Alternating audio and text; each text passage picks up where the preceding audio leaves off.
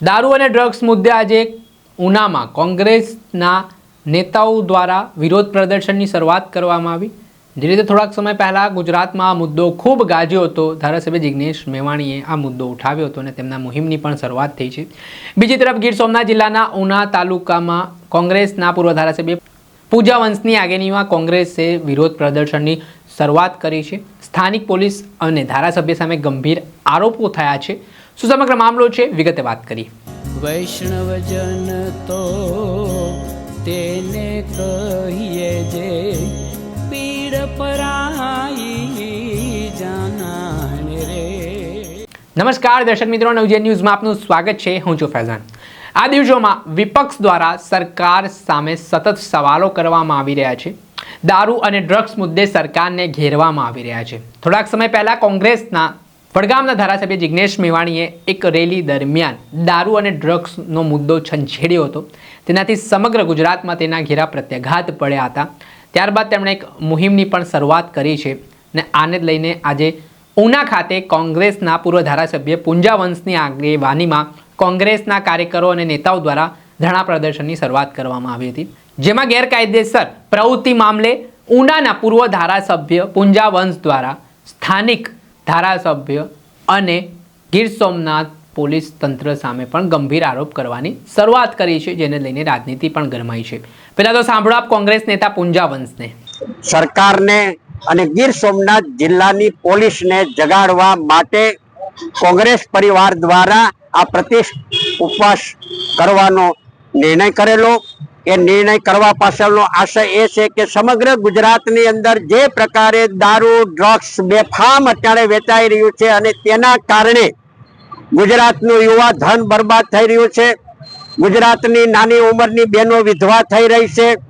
બહેનો વિધવાને કારણે કોઈ માં છે પોતાના દીકરાને ગુમાવે છે, કોઈ બેન છે એના ભાઈને ગુમાવે છે, કોઈ પત્ની જે છે એના પતિને ગુમાવે છે અને નાના નાના બાળકો જે છે એ છત્રછાયા વિનાના થઈ જાય। આ પ્રકારની પરિસ્થિતિ ગીર સોમનાથ જિલ્લા પોલીસની ભાગીદારીથી સમગ્ર ગીર સોમનાથ જિલ્લાના તમામ તાલુકાની અંદર બેફામ આ પ્રવૃત્તિ ચાલે છે।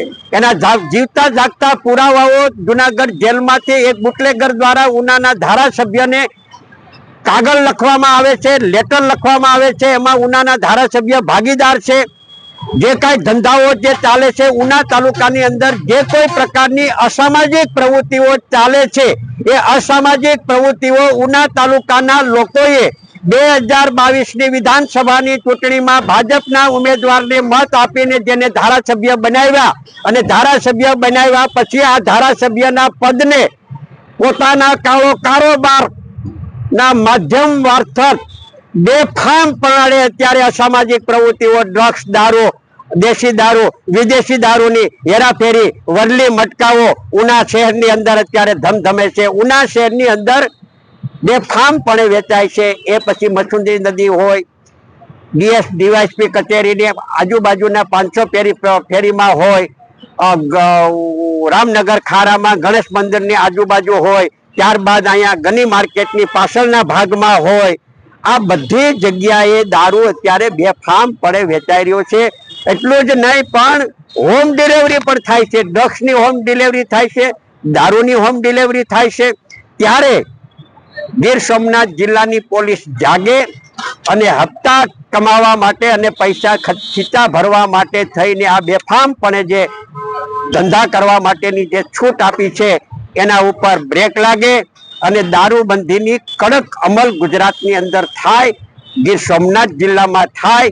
એનો અવાજ ઉઠાવવા માટે ગરીબોનો અવાજ બઠાવે, યુવા ધનને બચાવવા માટેનો અવાજ, અને હર ઘરની આ પીડા છે, દરેક ઘરની આ વેદના છે અને દરેક ઘરની વેદનાને વાચા આપવા માટે, એનો અવાજ બનવા માટે, જે કઈ માતાઓ છે એનો અવાજ બનવા માટે અને વિધવા થતી બહેનોના અવાજ બનવા માટે અમે આજે એક દિવસના પ્રતિક ઉપવાસ આંદોલન કર્યા છે।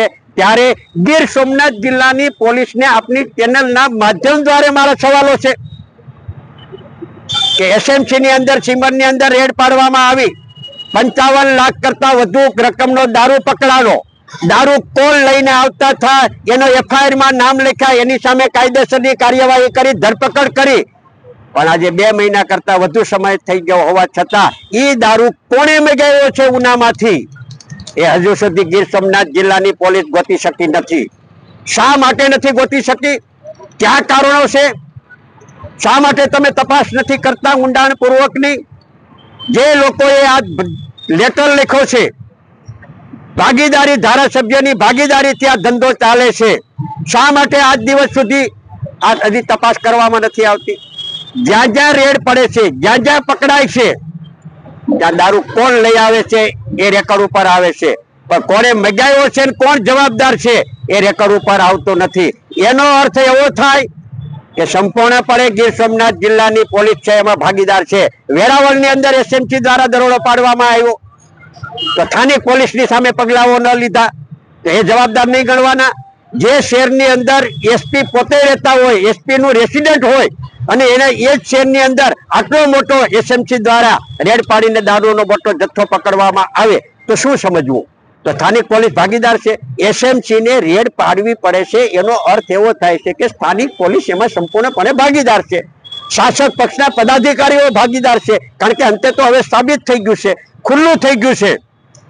અને લોકોના મતોથી ચૂંટાયેલો જનપ્રતિનિધિ જ્યારે આ પ્રકારની અસામાજિક પ્રવૃત્તિની સાથે જોડાય અને બેફામ કાળો કારોબાર કરાવરાવે અને યુવા ધનને બરબાદ કરવાનું કામ કરે ત્યારે આપની ચેનલના માધ્યમ દ્વારા ઉના શહેરના પ્રબુદ્ધ નાગરિકોને, ઉના શહેરની જનતાને અને તાલુકાની જનતાને પણ હું કહેવા માંગુ છું, હું ચેતવણી આપવા માંગુ છું કે સમજો, તમે જેને મતો આપ્યા છે અને જેને જનપ્રતિનિધિ બનાવ્યા છે, તો તમારા મતોથી બનેલો જનપ્રતિનિધિ અત્યારે બેફામ બનીને ઉનાને લૂંટવા માટેનું જે રીતે મોહમ્મદ ગજનીએ સોમનાથને લૂંટ્યું હતું એ જ પ્રમાણે આ અસામાજિક પ્રવૃત્તિઓ કરી અને ઉનાના નાગરિકોને, લોકોનું શોષણ કરીને લૂંટવાનો ધંધો નો પીળો પરવાનો તમે મતો આપીને કર્યું છે. એટલે આવું જે દુઃસાહસ કર્યું છે એનું પરિણામ આવનારા દિવસોની અંદર નવી પેઢીને ભોગવવાનું આવશે. એ ભોગવવું ન પડે એટલા માટે એનો અવાજ બનવા માટે અને ગીર સોમનાથ પોલીસને જગાડવા માટે, ગુજરાત સરકારને જગાડવા માટે, ગુજરાતના ગૃહમંત્રીશ્રીને જગાડવા માટે, ડીજીને જગાડવા માટે, એસપીને જગાડવા માટે અને સ્થાનિક પોલીસને જગાડવા માટે અમે આજે આ પ્રતિક ઉપવાસનો કાર્યક્રમ રાખવામાં આવ્યો છે. આપણે સાંભળેલા કોંગ્રેસના ગીર સોમનાથ જિલ્લા પ્રમુખ પુંજાવંશ, તેમનું મોટું નિવેદન સામે આવ્યું છે અને આ જે ગેરકાયદેસર પ્રવૃત્તિઓ ચાલી રહી છે તેમાં તેમણે સત્તા પક્ષના ધારાસભ્ય સામે પણ ગંભીર આરોપો કરવાની શરૂઆત કરી છે. તેને લઈને રાજનીતિ ગરમાઈ છે. આમાં કહેવાય રહ્યું છે કે 10 વાગ્યાથી આ ધરણા પ્રદર્શનની શરૂઆત થઈ હતી ને આ જે વિરોધ પ્રદર્શન છે તેમાં દારૂ અને ડ્રગ્સનો મુદ્દો છે તે ઉઠાવવામાં આવ્યો છે. સાથે જ આ મુદ્દે આગામી સમયમાં કોંગ્રેસ લડત ચલાવશે તેવી ચીમકી પણ ઉચ્ચારવામાં આવી છે. દર્શક મિત્રો, આવા જ નવા વિડીયો સાથે આપને માહિતગાર કરતા રહીશું, એટલે નવજીવન ન્યૂઝ જોતા રહો.